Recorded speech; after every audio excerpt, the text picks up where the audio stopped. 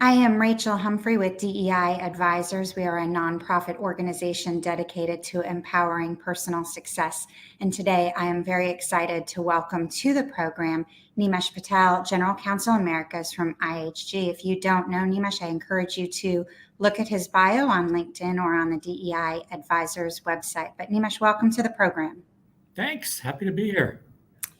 Nimesh, we're going to get started right away. We're going to spend about 30 minutes together today. And I want to start off with one of my favorite questions, which is your path to leadership. One of the things I love so much about the hospitality industry is no two people have to follow the exact same trajectory to get to where they want to be with their careers. So tell us a little bit about your journey and how you ended up where you are today. Sure. I was debating how far to go back, but with me, I'll go all the way back. So my parents emigrated from India in the 60s, so because it has a lot to do with who I am.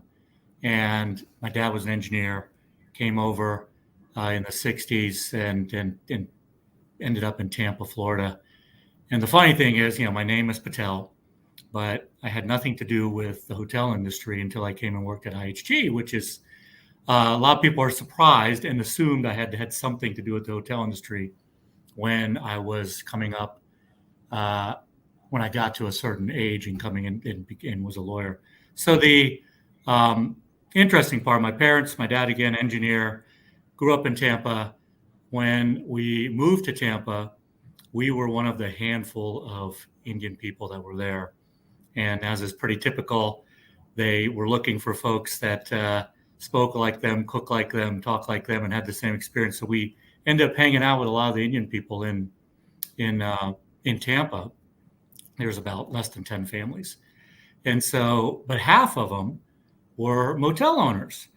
And they owned, it was be 5, 6, 7 room motels.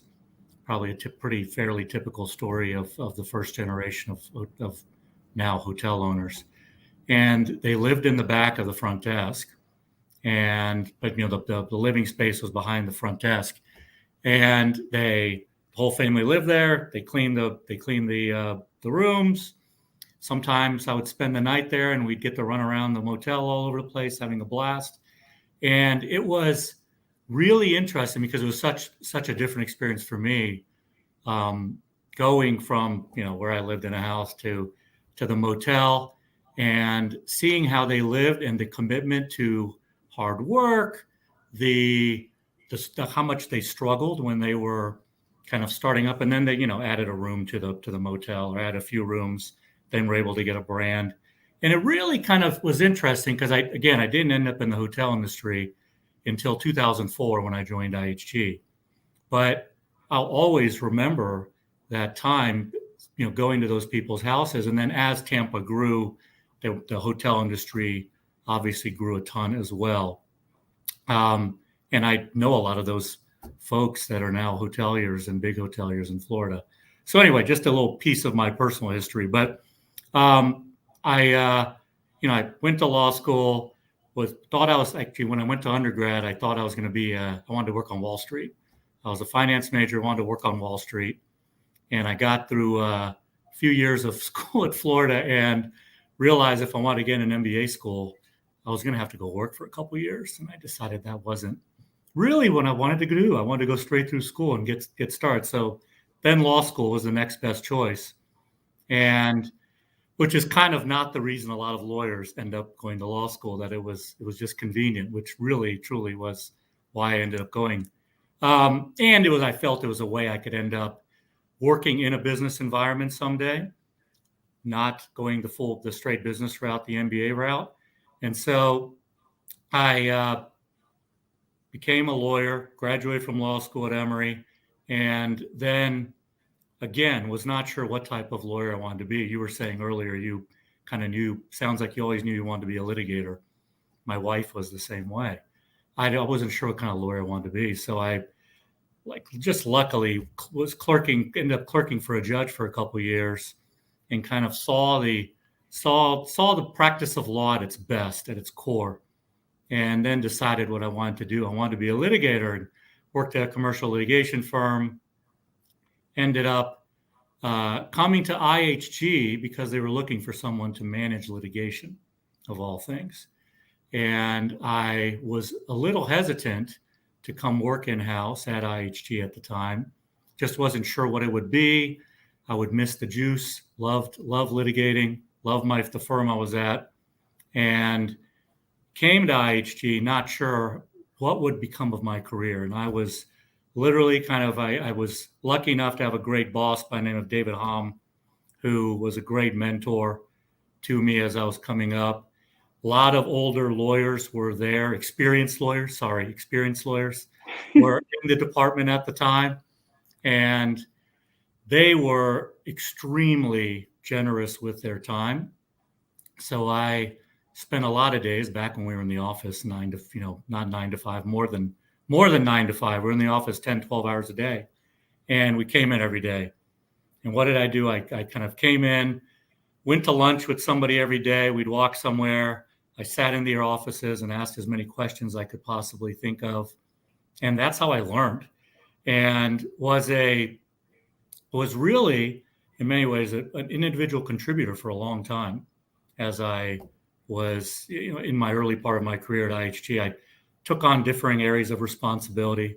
One of the great things about the hotel industry, being in-house at IHG, has been the variety of work that I've been able to touch over time. I started out as a litigator. I supported purchasing, did hotel operations, franchising, all these different things. And every year I seem to learn something. So it has stayed really interesting. But I was largely an individual contributor for a while until I was given the franchising team back in, I think it was 2012. And that's when I really kind of realized, yes, I'm a lawyer. Yes, I do a lot of kind of neat stuff and contribute to the business. But now I have this team largely of non-lawyers. They were contract administrators, paralegals, but they were under another function before. So I had to suddenly learn how to manage, how to interact, how to lead this team that was vital to the success of the region and the company, because this was the team that was doing all of the franchise licensing and the contracting work for our franchise business. So that was kind of long answer, but that was how I ended up kind of in a leadership role and at IHG for so long. Well, that's incredible. You actually have a lot of incredible nuggets in there that I want to explore a little bit more. But first, I wanted to mention, I always like to share with our audience why I have asked someone to join us, because in some way, the guest advisors that I interview have impacted me, my career, my personal life in some way. And one of the things for me that has been very impactful is I actually knew you in, I'll call it chapter 1, when I was a lawyer and representing franchisees, whether it be in litigation matters or in negotiation of new agreements. And then I got to know you when I became an executive in the industry. So I've actually, while your role as a lawyer has been continuous, I've gotten to see you with 2 different perspectives. And you're the same leader in both of those different audiences. And that to me is a really powerful thing, to both to say that as a lawyer, you are a leader, but also as an executive, not being different from how you interacted in a legal setting than you do in a corporate setting. And I've really loved that, being able to see you from both of those aspects. So I just wanted to share that with you. There's not a lot of people in the lawyer world that I get to see in both sides. But one of the things I wanted to ask you, you just talked about developing new skills. You had to learn how to manage a team. How did you go about developing those new skills? Were there other things along the way in your path to leadership where you said, hey, for me to be successful now in this broader role, I'm going to really need to develop a new skill set? And how did you set about going to do that? Gosh, it's still, you're always learning. I'm still learning how to do it better. But the thing that's so nice now, kind of for people coming up in organizations, is there's so much more content available to you to learn, instead of pre-internet days, early internet days, where getting content, getting information, and training materials, things that were not as available. So books, you would find books. But yeah, one of the things I focused on, I'm still learning how to do it better, is to listen. And I will admit I'm not the greatest listener in the world. I've always, when I was, started out early in my career, it's hard for me to sit in meetings and take a back seat and take a breath and just listen and absorb everything and then help the collective group, try to get to a solution. My tendency has been to hear the question or the problem, think I know how to solve this. I got this. I think I have a way to get there. Let's just jump in there and get to it. And to take over a meeting and not let it kind of evolve as it should, and let others get their word in. So I've really tried, and so I think some people probably on my team would dispute that I've gotten good at it, but I try to really force myself to sit back and listen and let others participate and throw in. And look, obviously lots of people have lots of wonderful ideas and things I never would have thought of. And I've really always tried to force myself to do that. I love that. I think also that we have heard that from a lot of different leaders, that part of that drive to succeed or other things resulted in hearing and wanting to solve or thinking they knew the answers, and to actually learn how to accept information and thoughts and strategies from others is a work in progress. But I appreciate your sharing that. You also shared that along the way, you asked a lot of questions. You went out to lunch with people, that you had great leaders, and I will say senior attorneys, not older attorneys, in your midst. Talk a little bit about the importance in this industry of mentors, allies, and champions. Yeah, I love that it's much more formal now. I participate as a mentor in many of the programs we have at IHG, and it's really fulfilling. I've learned so much from some of the folks I've mentored, but we didn't really have a formal mentoring process when I started here. So you had to kind of do it yourself. So you had to just go plop yourself into people's offices. And thankfully, again, one of the great things about this company, has been the open door policy of people back when we had offices and everyone had offices, but the willingness of people to spend time with you, teaching you, talking to you about war stories or old things that happen or things they've learned over the years in an informal setting, was invaluable to me when I started here at IHG. I'll tell you, law firms tend to be a little more formal in how they train young lawyers and try to focus on certain skills. But we, as a company and as a function within the company, have gotten way better at doing this in a much more formal way. So it's hard to say, everyone I've kind of worked with that had experience, I never really had. I was thinking about this before this call, like a specific person that I would say that was my mentor, that was my champion. There were lots of people over time that were definitely helpful, and I learned a lot from over the years. Well, I love the idea of proactively reaching out, not just to ask questions, but to go to lunch, to meet people, to do it that way, even where there are formal programs in place, of trying to absorb as much information. You mentioned earlier on that with each role you had as well, you have learned new skills or learned new aspects of the business. And I want to talk about that for just a minute.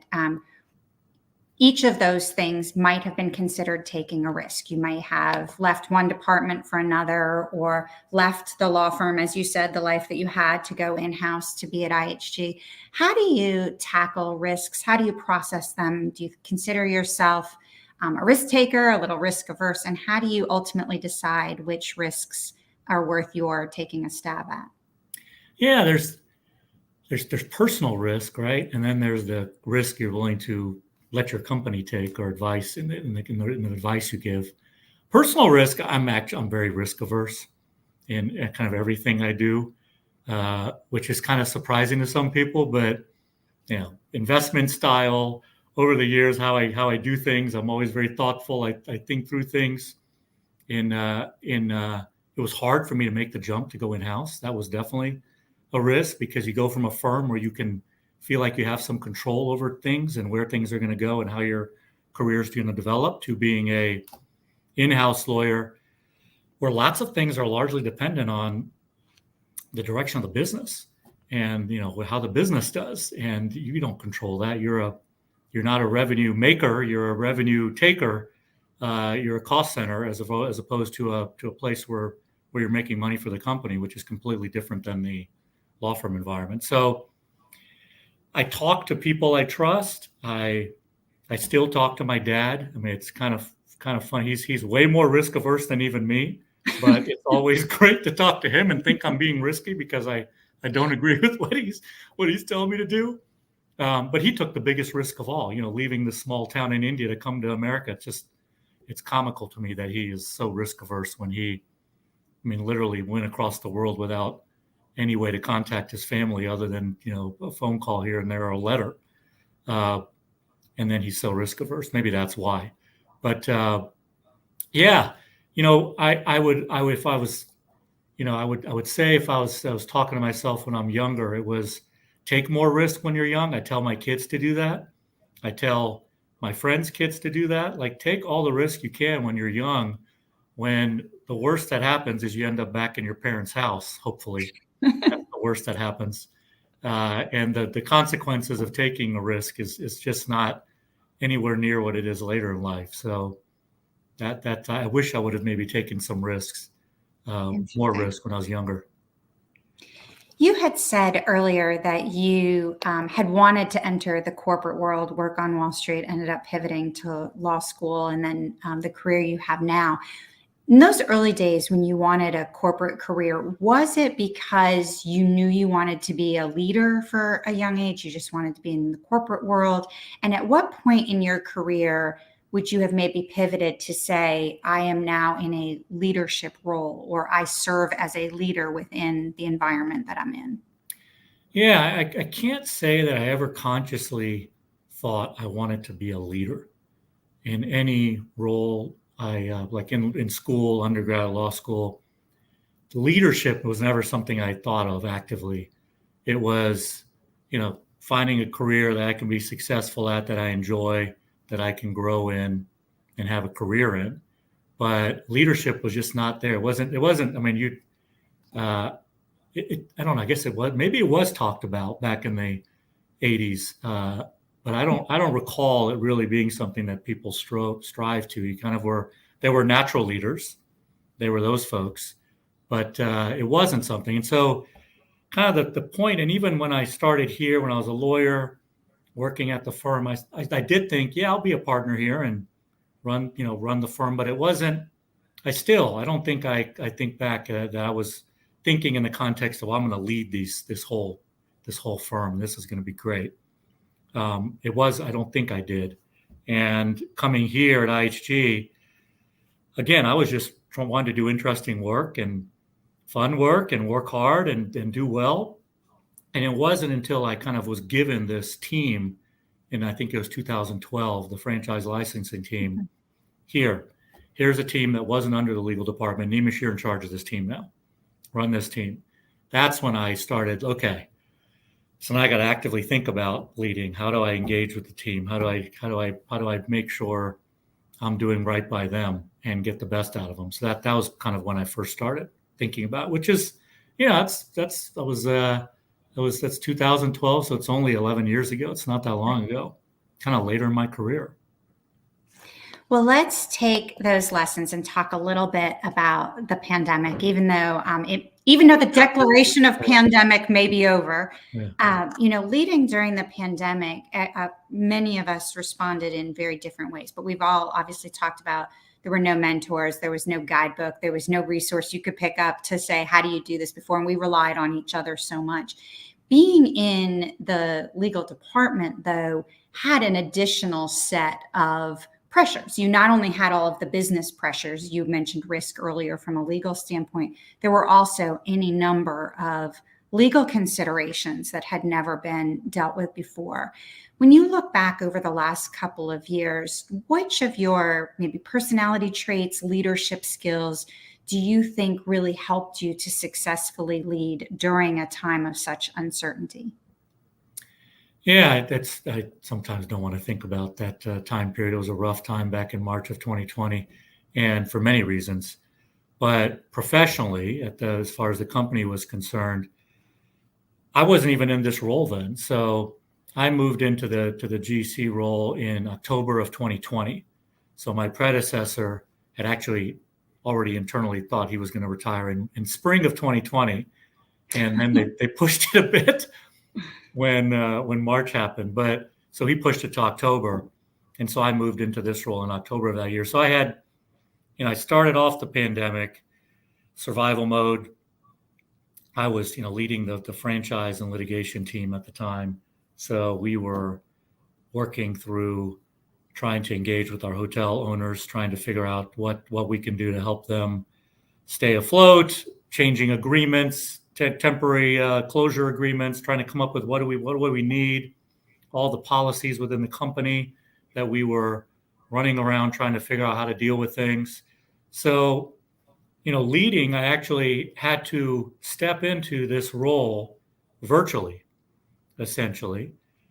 Well, it was. I mean, we were virtual, so I stepped into the role virtually. So that was really kind of weird and an odd way to move into a role. And I had colleagues that I was suddenly, I was in charge of them, and they reported to me. So I had to, in many ways, it was easy because I knew these people. I knew many of those people, so I didn't have to worry about that.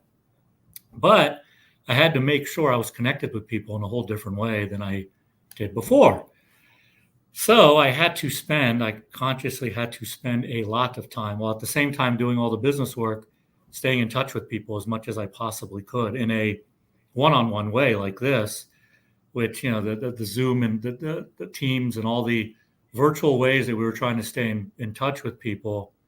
I had to consciously, and I did consciously, try to interact with as many people in small settings as I could so that I could get to know them in a bit of a different way and to make sure they were okay, because that was really important. And I had to be conscious of all that stuff. During that time period, I know all the leaders, everyone was worried about people, making sure they were okay personally, on top of the professional stuff. Not that we don't worry about it now, but it was so important. So those were it was a real time of transition for me, and I had to kind of jump in there and do the best I could.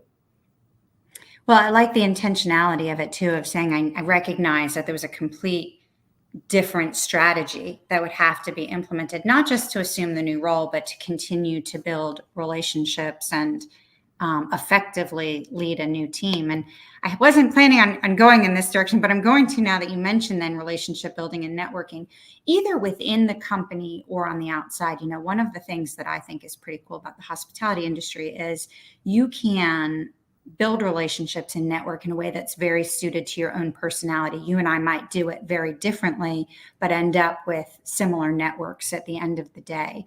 How have you tailored your relationship building, your networking, whether it be in the hospitality community, the legal community, that's really well suited to your comfort level? Yeah. And this is, again, something I didn't consciously do, right or wrong, probably wrong. I didn't do it consciously when I was younger, but it actually happened. And now I look back like, oh yeah, that was my personal board of directors, or that was my network, that was my crew.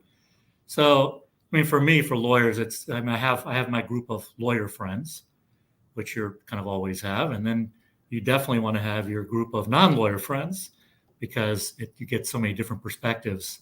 But each you can go to with different things because they appreciate and understand different things and can help you and advise you on different things. So in the company, I will say pre-pandemic, I'm a very outgoing, walk around the floor, pop into people's offices. How you doing? Got to know people really well just by that. And it was really important to me. And I didn't realize how much I enjoyed that and missed that until it was gone. So that was huge for me, still is huge for me, of getting around and walking around, seeing people informally in the office. So getting to know people that way. But then I did, again, over time, I have this group of people, and only one of those people are now still at the company, actually. When I was many, many years ago at IHG, formed this group of friends that were in different functions in the company that we met and got together, and then routinely tried to get together as much as we could. And we still get together now that they've left the company and onto different things. But we, and they were all at the same level as me.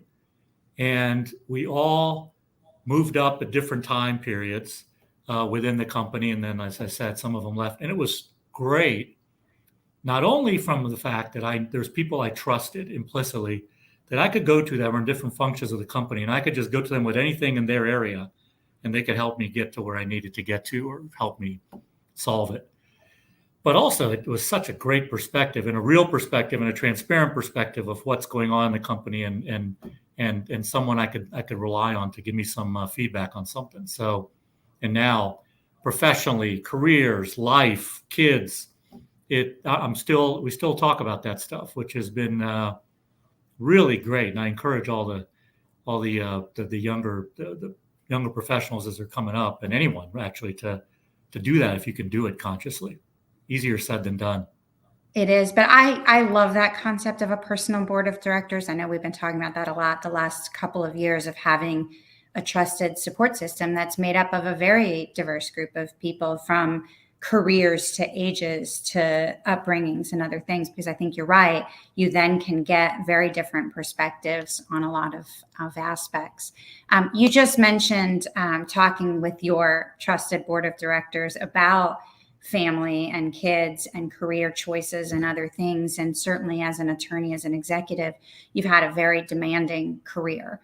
And when we think about work-life balance or management, we tend to only ask women that. And one of the things I've said is, why does nobody ask my husband, how is it being a parent and being on the road all the time or working long hours?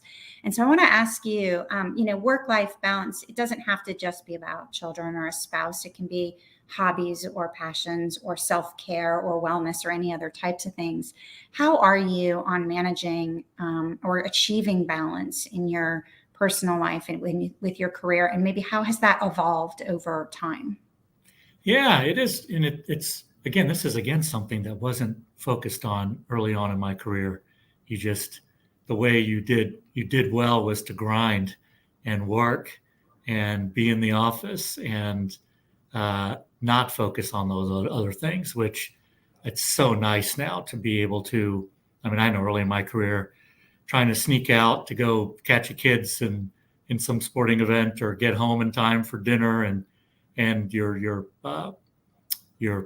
bosses and people were kind of looking around for you, and you're worried you were going to get dinged for not being in the office and all that FaceTime stuff. That was really not pleasant, and I'm glad that things have shifted significantly in the other way. I wish I worked 20 years later. I could have taken advantage of some of that stuff. But putting that aside, the balance. I mean, look, you got to have hobbies. You got to have perspective. I've tried, and now I talk to lots of people that are close to retirement or have retired, and you start seeing that other end of what it looks like. And if you just focused on work your whole life, you're not going to be left with a lot at the end of your working career. And I don't want to be that guy. So you definitely, I do focus on things you do with your spouse, things you do with your friends, things you do even with work people outside of work. You gotta do all those things. And it's hopefully you can find some things that give you some joy outside of the office and make you happy and take your mind off work to the extent you can a little bit, because it makes you so much better when you're in the office. And then finding joy. I know that we did one of these leadership courses called Leading with Purpose. And one of the kind of the nuggets I got out of it was, I mean, you got to find the joy in your the work. You got to find your nuggets. I really do enjoy work. I do enjoy solving problems, but you've got to maybe force yourself to think about what does bring you joy in the office and try to focus on projects that maybe give you that. I love the idea of thinking about what do you have when you get to the end of your career as well, because I think that in my retirement, I've been able to be very reflective of a lot of things, whether it be parenting or self-care and other things that I wish I could dial back 25, 30 years ago and think about differently. But I like the concept of thinking about it all along the way so that you don't end up at this point where you're like, great, I've had this incredible career, but what else? What else could I have done? Yeah. We are going to run short on time here. I wanted to just follow up on a couple of things. One, you mentioned earlier, your advice to your younger self would be to take more risks. And one of the reasons I love this question is because I do think that we are continual works in progress and reflection is really important. Would you have other advice to your college self at any point of how things ended up for you now? Yeah, I guess two things. One, the easy one is, I think every parent will say, enjoy those if you have kids. Really enjoy them when they're young, and try to focus on them as much as you possibly can because they grow up so fast, and they're adults, and it's a different phase. So that's the easy one. I think most parents probably say that, and maybe people don't take the advice very well. But the other one is so there's take risk, and then for me, like culturally, again, like I think I said at the beginning, I was a young little Indian kid when I was trying to fit in Tampa, and I was trying to fit in, and I always tried to fit in, and you're always trying to hide, maybe not be your as proud of your culture and where you came from as maybe I should have. And now as I get older, and obviously the world's a much different place, and it's a lot easier to do these things. But that's the one thing I would have wished when I was younger, kind of embrace that stuff more than maybe I did. Not that I didn't, but yeah, I would have embraced some of that stuff more, I think, and owned it instead of trying to just fit in for the sake of fitting in. Wow, that's incredibly powerful. I appreciate your sharing that. Well, as our wrap-up question, I want to ask you, considering the motto of DEI advisors and empowering personal success, is there one final piece of advice you'd like to share with our audience? Yeah, it's kind of like what I was just saying, was kind of own it. Like, just don't like, fitting in is great. You got to get along. You got to de-escalate. You got to try to do those things, but just own yourself, own it. Whatever background you have, whatever cultures you come from, whatever it is, don't shy away from it, because it may not always work, but at least you're your best authentic self. I love that. An authentic self. That's an excellent way for us to wrap things up. Well, Nimesh, I am incredibly appreciative for your time today, your leadership in the industry, the relationship that we have had for a long time now. So thank you very much for joining us today. To our audience, I would say thank you so much for tuning in. If you liked what you heard today, we hope you'll head over to DEIadvisors.org or to any of the streaming services to hear from other industry leaders on their paths to leadership and the lessons they've learned along the way. Nimesh Patel, thank you so much for joining us today. Thank you. This was